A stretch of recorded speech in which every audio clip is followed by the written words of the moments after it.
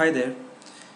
In this session, I'm going to explain the slowly changing dimension transform in SSIS. So to do so, slowly changing dimension transform is a way to load your dimension tables before your fact processing in a standard data warehouse dim that is dimension fact model. So let's consider this example. What we have is an employee table, which can be this employee table can be thought to be a transactional table from which we are trying to load the data into the dimension employee table. So let's create this table first, and then let's try to insert few records into this table. So we have inserted 5 records into this table. So this is we could say this is our transactional table, uh, and this is what it looks like currently.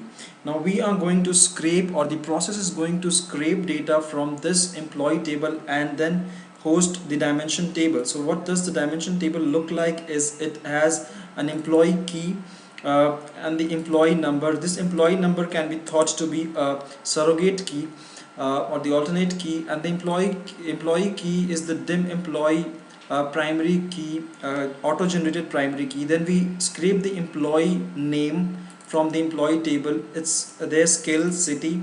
We have the start date and the end date for that particular record. In the event that the record is active, the end date is going to be null.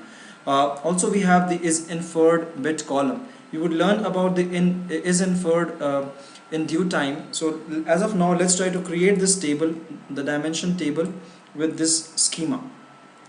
Now that we have this table, let's we don't have any record as such, so let's start to configure our slowly changing dimension with the assumption that whenever there is, in a slowly changing dimension, it's the dimension for a particular column changes eventually, and say the employee name got updated or the city of the employee got changed. He was transferred from one city to another. Now there are a couple of ways of handling the dimensional value changes. It could be we would simply want to overwrite the dimension value. Say the employee name has changed. We would like to just retain the current copy of the employee name and forget about the employee's name erstwhile. So we do not want to host the historical record. In such scenario, it would be a simple update. That could be your way one.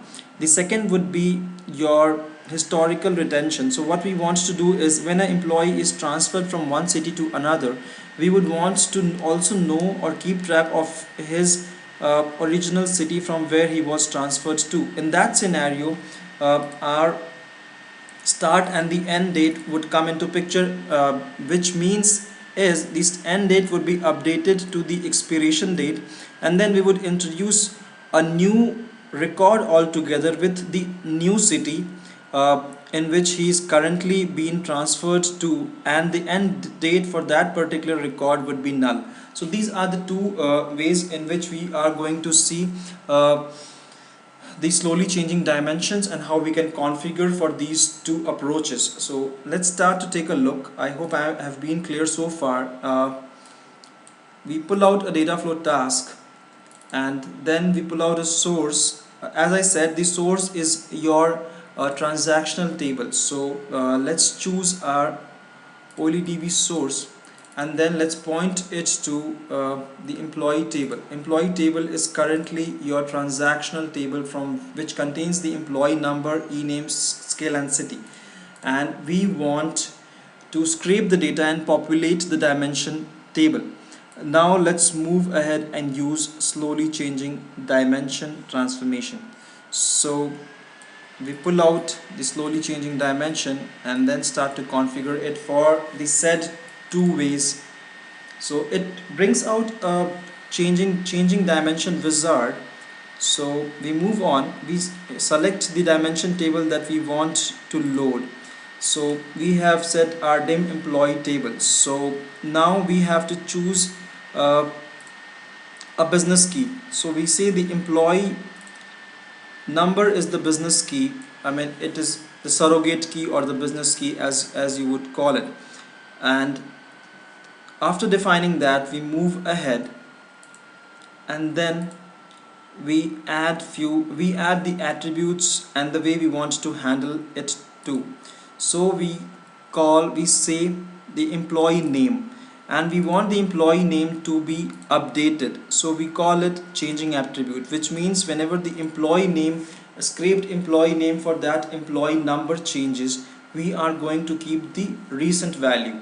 So if you look into the table very carefully, what you see here, the employee name against the employee number, which was the primary key and is the surrogate key on your dimension table, changes. We want to retain the original, we want to simply retain the current value and not the historical value. So that is what it means. Next, we configure for the city, which means is whenever the city is changing, we want to keep the historical attribute as well.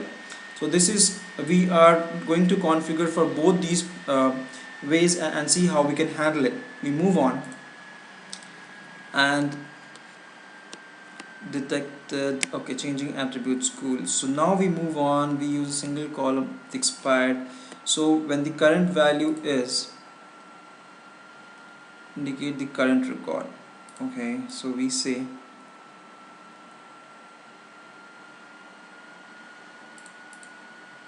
start date,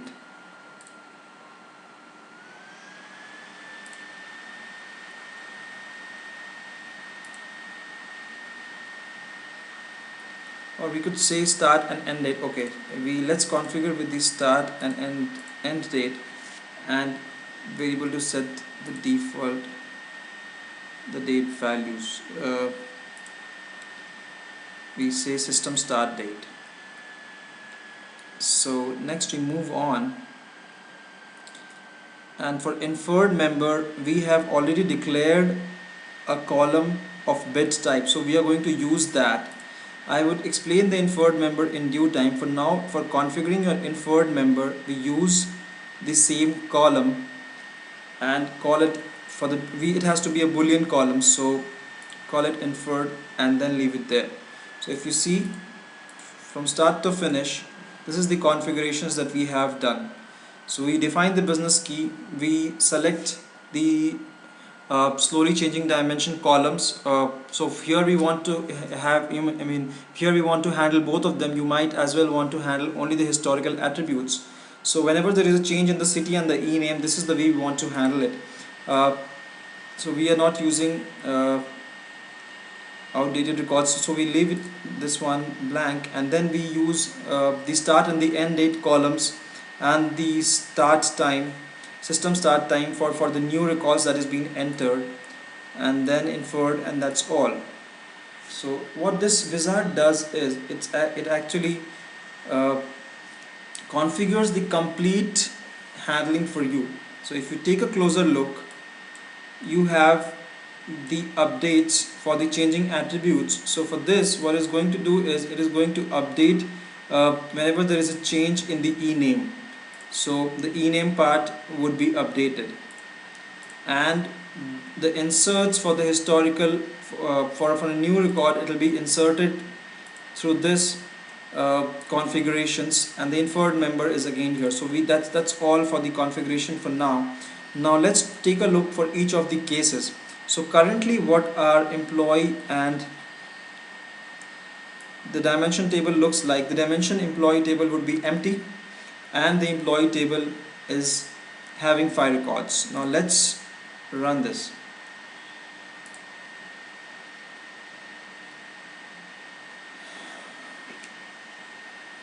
So what you see here is there has been 5 inserts, new output inserts as 5. So now if you take a look again, there have all the records have been inserted into this table. For all the employee numbers, they have been inserted from the employee table to the dim employee table. So the dimension table, the start dates are all, the system dates and the end dates are null, which means these are all your currently active records. So there is the inferred member bit is also set to 0, the default value. Now let's go ahead. So that was your case 1. Case 1, load the table. Now in the case 2, what we do here is we try to play around. So what we do is we update a record of employee number 1002, and then we set a city for the employee 1010. We set the city for the employee 1010 from Delhi. The city is Delhi. We put it to Chennai. So that is the change in the employee table. This is a transactional table. So again, if you take a look at the table, what you see here is the city has been changed for employee ID 1010 from in the employee table, and there has been a change in the name. So let's see how this dimension gets handled.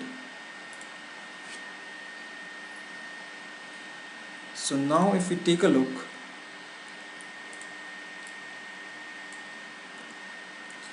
as you can see, for the name change, the name was updated immediately, so there is no 2 records. But when there is a city change, what you see here is there are 2 records. So we are retaining a record for Delhi for the employee EFG, and we are expiring that record and inserting a new record for the same employee with Chennai, and it is set to active. So that is what it means. That is how we are handling these changes. So the dimension has been updated, and then for the historical record has a new record has been added. That is your case 2. Now let's move ahead and see case 3 when we update the same record. So what we see here, what we are going to do here is we are going to change the city and the name for employee number 1008, this one. So we are going to change the employee name as well as the city and see how it handles.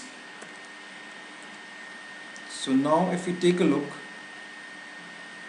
at the table for 1008, you can see that the employee name and the city both has been changed.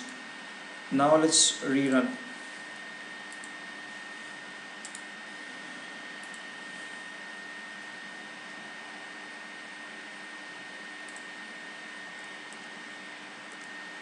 So now if you see the employee for 1008, what it did is it actually expired the record with the last value and updated, added a new record. So for 1008 you have a new name for the employee and its city as well.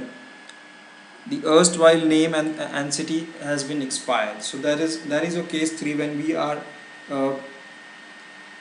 changing the same record. So that's the case 3. Now let's move ahead at the important aspect of your slowly changing dimensions, that is the inferred member. Now what I introduce here is let me introduce a fact table first of all. So I've added a fact table which is containing nothing but the fact ID, employee key, and the salary of the employees. So let's add few records to this table.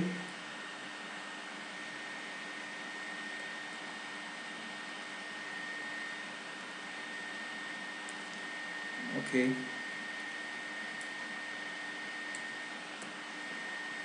It's currently empty. So let's just add few records, maybe I call it one.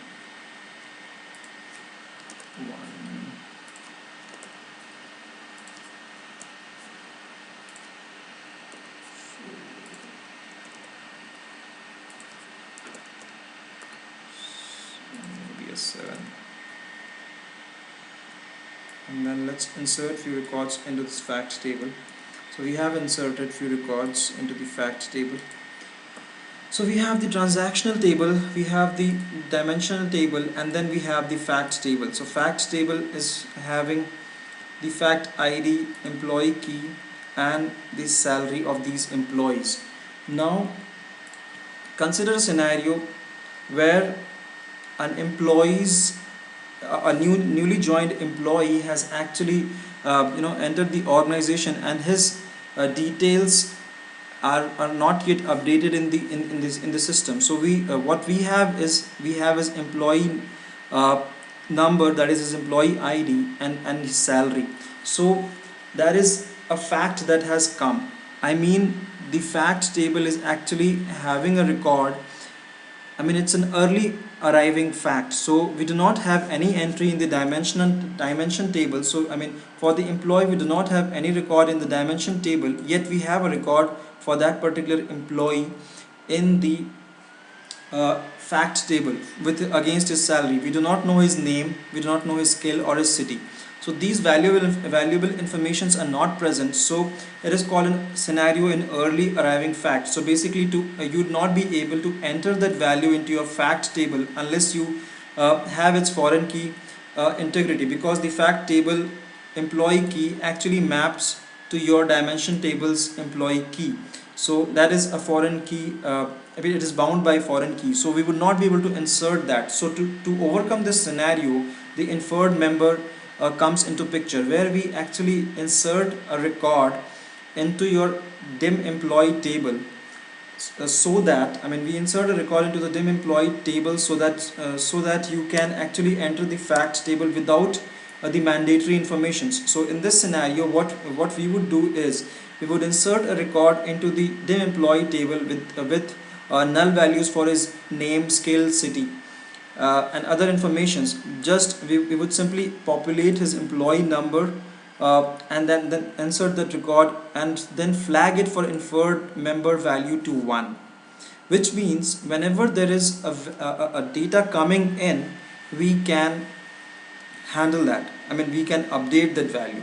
So let's go back and insert into dim employee a record with a value with the set value that we added. So I am actually inserting a new record, and then if you look at the dim employee, the rest of the values would be null. It's just that the employee number and the inferred flag has been set to 1. So, and now we consider our hypothetical scenario where the fact has actually arrived early. So we bind this up and we say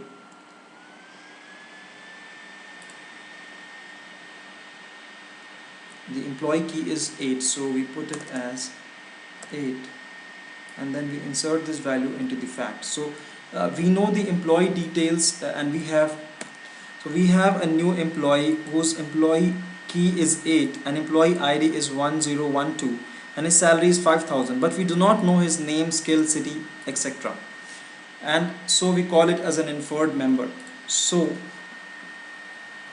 and now we have, because your employee table, now if you look at the employee table, we do not have his entry into the employee table yet.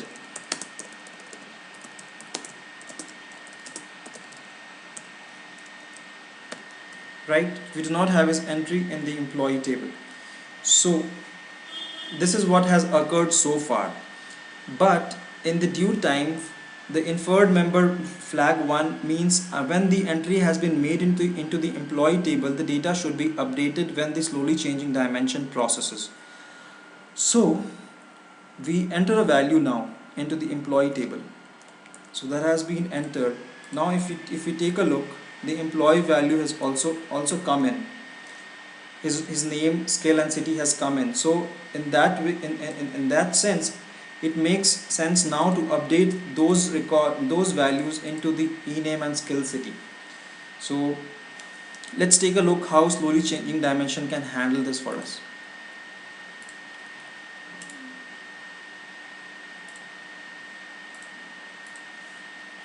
So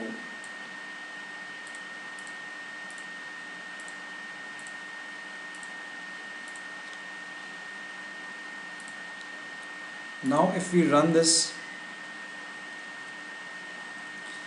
we have run this. So what we see here next is, if we take a look at the employee, dim employee and fact, we can see his values have been updated. and the inferred member value is also the flag has been set to 0. So as you can see, since the value came in late, for late arriving facts, we can actually use the inferred member logic to set up the value to the default or the value from the transaction database. So that's about inferred members as such, and that was about the slowly changing dimension transformations. Thank you, friends.